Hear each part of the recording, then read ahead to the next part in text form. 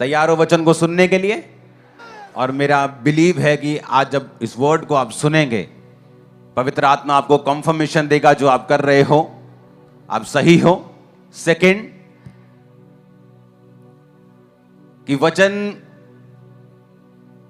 जो बाइबल में लिखा है उसके एक एक वर्ड की जो वैल्यू है वो कितनी बड़ी है। अपने पड़ोसी को बोलो धन्यवाद कर। जिस तरह डैनियल ने किया। और अब पड़ोसी से पूछो क्या तू धन्यवाद करता है? पूछो क्या किया क्या नहीं किया? पूछो, बताओ अब किया कि नहीं? अपने कमरे में लगाई फोटो के नहीं? किसने अभी नहीं लगाई? अभी नहीं लगाई, लगानी है। हमने डैनियल के लाइफ में परमेश्वर की पावर को काम करते हुए देखा है, जब उसने परमेश्वर का धन्यवाद और प्रार्थना करना नहीं छोड़ा। आमीन। बाइबल कहती है डैनियल एक ऊंची पदवी के ऊपर था। आप लगा लो कि देश के गृह मंत्री टाइप उसकी एक बड़ी पोजीशन थी। और बाइबल कहती जब उसको यह मालूम हुआ कि अब मुझे किसी और की उपासना करनी है परमेश्वर के अलावा, नहीं तो मैं शेरों की मांद में डाल दिया जाऊंगा, तो वचन कहता है उसके बावजूद भी उसने परमेश्वर का धन्यवाद करना और प्रार्थना करना नहीं छोड़ा।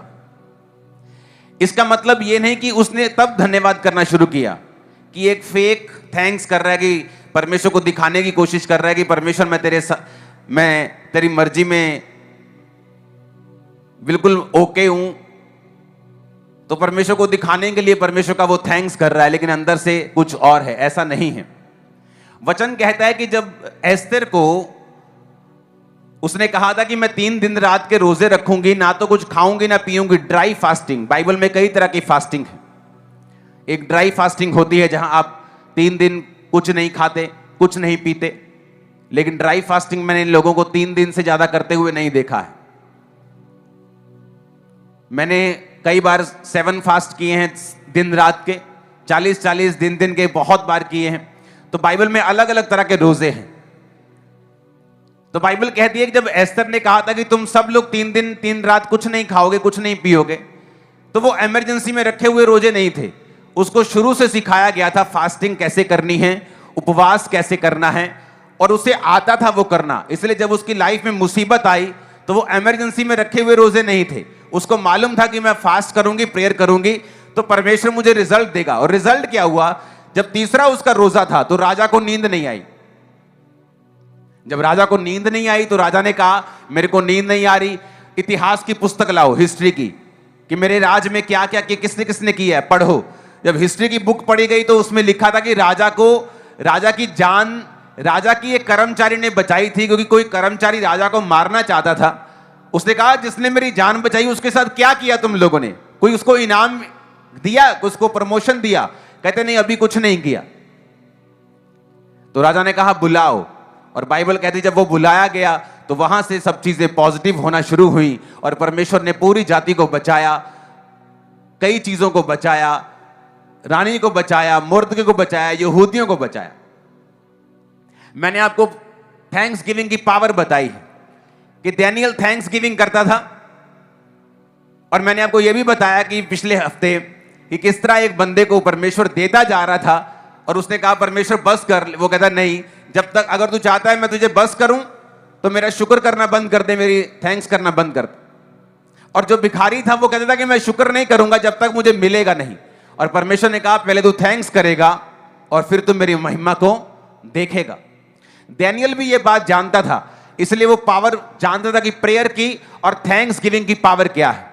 आप जानते हैं प्रार्थना, लोग सोचते हैं कि अगर हम प्रेयर करेंगे तो जानिए हम पता नहीं परमेश्वर के ऊपर कौन सा एहसान कर रहे हैं कि हमारा परमेश्वर के साथ रिलेशनशिप है, हम प्रभु के साथ सहभागिता में आ जाएंगे और प्रभु बहुत एहसानमंद हो जाएगा हमारा। लेकिन ऐसा नहीं है। अगर आप बाइबल को ध्यान से पढ़ें तो मैं आपको प्रैक्टिकली अपनी लाइफ में से भी बता सकता हूं, जब एक्चुअल में आप प्रार्थना करते हैं, आप अपने आप को डिस्कवर करते हैं, अपने आप को फाइंड करते हैं कि एक्चुअल में आप क्या हैं, किस लेवल के हैं और परमेश्वर आपकी लाइफ को कैसे देखना चाहता है। मान लो आज आप एक आम व्यक्ति हैं, बिल्कुल आपकी लाइफ में नॉर्मल सी आपकी फाइनेंस है, नॉर्मल सा परिवार है, कोई ऐसा खास टेस्टिमनी आपकी लाइफ में मान लो नहीं है। आपको लगता है कि मेरी लाइफ में कोई फिजिकल टेस्टिमनी होनी चाहिए। मैं आपको बताता हूं वो कैसे पैदा होती है। जब आप थैंक्स करना नहीं छोड़ते हैं और आप प्रार्थना करना शुरू करते हैं, जब आप प्रेयर करना शुरू करते हैं, परमेश्वर आपके आसपास की चीजों के लिए ही आपकी आईज को ओपन करता है। वो बिजनेस हो सकता है, आपका परिवार हो सकता है, आपके बच्चे हो सकते हैं। ऐसा प्रॉब्लम हो सकती है कि जिसका सॉल्यूशन आपको मालूम नहीं, लेकिन जैसे ही आप प्रेयर करना शुरू करते हैं, आपकी आईज ओपन होना शुरू होते हैं, आइडियाज आना शुरू होते हैं, परमेश्वर का आत्मा आपसे बात करना शुरू करता है और जिस डायरेक्शन में परमेश्वर आपको लेके जाना चाहता है, उस डायरेक्शन में फिर परमेश्वर उस दिशा में आपकी अगुवाई करना शुरू करता है। कितने मेरी बातों को समझ रहे हैं? तो परमेश्वर क्या करता है, जब आप प्रेयर करते हैं तो प्रेयर क्या करती है, वो आपके रास्तों को साफ करती है और आप एक्चुअल में क्या हैं वो आप पे जाहिर करती है कि आपकी कॉलिंग क्या है, आपकी बुलाहट क्या है, परमेश्वर आपकी लाइफ से क्या चाहता है। कई बार आप परमेश्वर पूछते, प्रभु मेरी जिंदगी में तेरी क्या योजना है। और जब आप प्रेयर करेंगे, बाइबल कहती है मुझसे प्रार्थना कर तो मैं तेरी सुन के बड़ी बड़ी और कठिन कठिन बातें तुझे समझाऊंगा जो तू अभी नहीं समझता।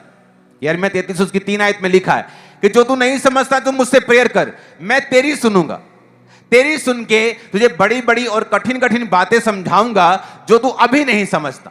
अगर आप चाहते हो कि आप कौन है या आपकी लाइफ में आप प्रभु की इच्छा को पूरा करना चाहते हो या अपनी लाइफ का बेस्ट वर्जन देखना चाहते हो, आपकी लाइफ के अंदर कौन सी ऐसी ताकत है, कौन सा ऐसा गिफ्ट है, कौन सी ग्रेस है, किसके लिए परमेश्वर ने आपको पैदा किया है, अगर आप उस डिवाइन पर्पस को देखना चाहते हो, आपको प्रेयर करनी पड़ेगी।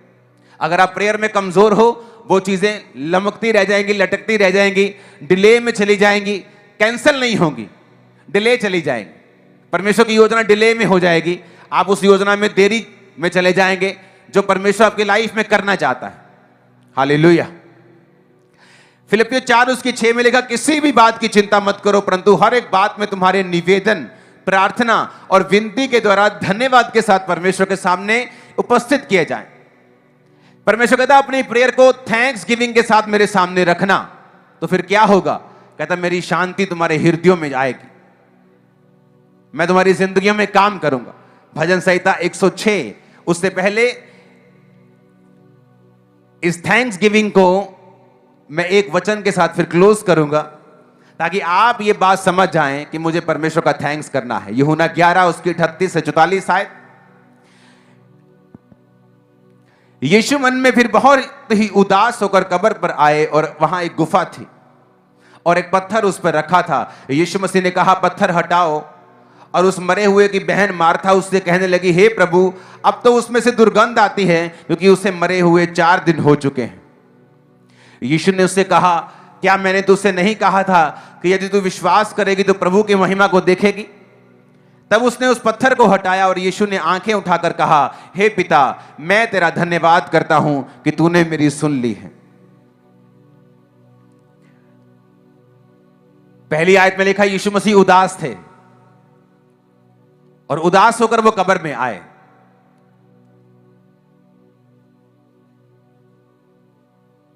चाहे आप प्रभु यीशु मसीह को ले लो, चाहे आप डैनियल को लो, आप अब्राहम को लो, जिन्होंने परमेश्वर को प्रसन्न किया है। जीसस के जैसा तो किसी ने नहीं किया। वो खुदावंद का एक लौता था और परमेश्वर के वचन पे चलता रहा, बाइबल कहती है। लेकिन आप किसी भी अगर हीरो को देखेंगे, विश्वास के हीरो को, हमारे हीरो वो नहीं है जो आप पिक्चर्स में देखते हैं। वो आयरन मैन आया बचाने कोविड के टाइम, किसने बचाया आपको? ऊंची आवाज में बोलो। तो हमारे जो विश्वास के हीरो हैं, जो अब्राहम के जैसे, दाऊद के जैसे, अगर हम उनकी जिंदगियों को देखते हैं तो वचन कहता है कि यीशु मसीह उदास थे और कब्र पे आए और परमेश्वर का थैंक्स किया कि हे पिता मैं तेरा थैंक्स करता हूं कि तू सदा मेरी सुनता है। पहले थैंक्स किया कि पहले लाजर जिंदा हुआ? मैंने कहा पहले शुक्र किया कि पहले लाजर जिंदा किया? परमेश्वर ने कहा, परमेश्वर मैं तेरा थैंक्स करता हूं कि तू सदा मेरी सुनता है। और उसके बाद लाजर को कमांड मारी कि लाजर बाहर आ जा। और बाइबल कहती लाजर हाथ पैर बंधे हुए 4 दिन का स्मेल किया हुआ मुर्दा जी उठा और बाहर आ गया।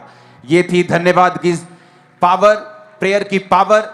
जब आप थैंक्स गिविंग करना शुरू करोगे, आज से खुदावंद को थैंक्स करोगे, मैं आपको बता रहा हूं मरी हुई चीजें आपकी फैमिली में जिंदा होनी शुरू होंगी। जो रिलेशनशिप्स मर चुकी, फाइनेंस मर चुके हैं, जो सेहत मर चुकी है, जो हड्डियां मर चुकी हैं, ऑर्गन्स मर चुके हैं, उन्हें आप जिंदा कर सकते हो परमेश्वर का थैंक्स करने के साथ। आप ये नहीं कहते परमेश्वर तो अगर ये करेगा तो मैं तेरा थैंक्स करूंगा, प्रभु अगर तू मेरी जिंदगी में ये कर दे तो मैं तेरा लाख लाख बार थैंक्स करूंगा। वचन कहता है, यीशु मसीह ने कहा, हे पिता मैं तेरा थैंक्स करता हूं। और वचन कहता है कि लाजर बाहर आ गया और परमेश्वर की महिमा हुई। भजन संहिता 106 उसकी 1 आयत में लिखा है, उसमें लिखा है, यहोवा की स्तुति करो, यहोवा का धन्यवाद करो, क्योंकि वो भला है और उसकी करुणा सदा की है।